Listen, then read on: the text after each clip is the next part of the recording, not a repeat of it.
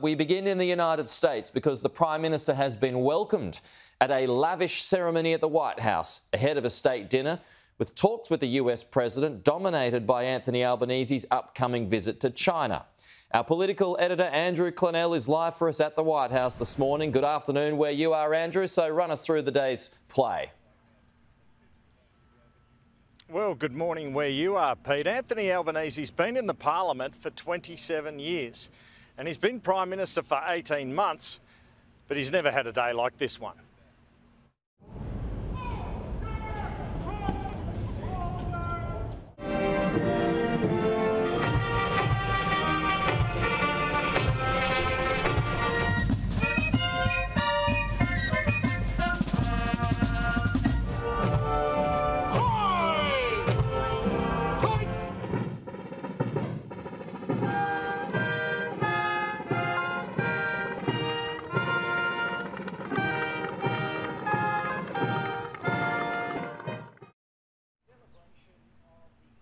It really was an extraordinary welcome in front of 4,000 guests on the White House lawn. Joe Biden and Anthony Albanese both gave speeches.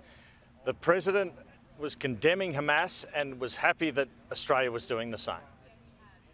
55 years ago, American astronauts took humanity's first step on the moon. They sent a message, forever etched in history. Quote, "That's one small step for man and one giant step for mankind." But the only reason anyone down on Earth saw this feat or heard those immortal words was thanks to a team of Australian engineers. Together, we're standing with Israel against Hamas terrorism. We're standing with Ukraine against Putin's tyranny. And we're providing and proving that democracy can deliver on the challenges that matter most to people's lives. But there was a sting in the tail in the sense that once they got in the Oval Office, Joe Biden, aware that Anthony Albanese is travelling to China in a week and a half to meet President Xi, spoke about his own meeting with President Xi and President Xi's complaints about Australia. It seemed a very pointed remark, and there was another pointed remark about President Xi's complaints to President Biden about the AUKUS nuclear submarine agreement during the press conference both leaders held later. Well, I was asked by Xi Jinping a couple of years ago why I was working so hard with your country. And I said, because we're a Pacific nation. He looked at me and said, yeah, we're a Pacific nation, the United States. We are. We're going to stay that way. When we put together the deal, I was asked by Xi Jinping, were we just trying to surround China?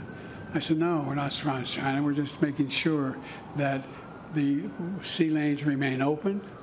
He doesn't unilaterally be able to change the rules of the road in terms of what constitutes international airspace and water space.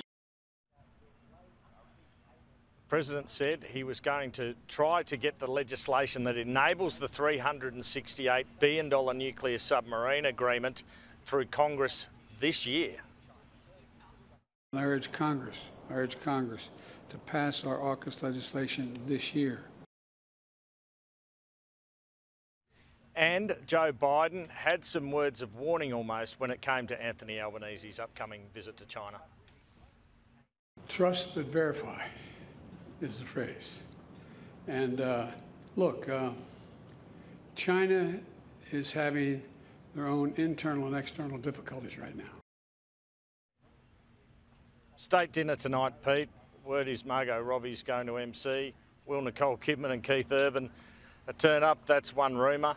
One attendee is one of the co-architects of the failed voice proposal, Tom Karma, who actually appeared on stage with Anthony Albanese during the welcome ceremony and spent quite some time talking to the US President. Perhaps there were plans for this sort of thing with the voice getting up. It failed. They went ahead with it anyway.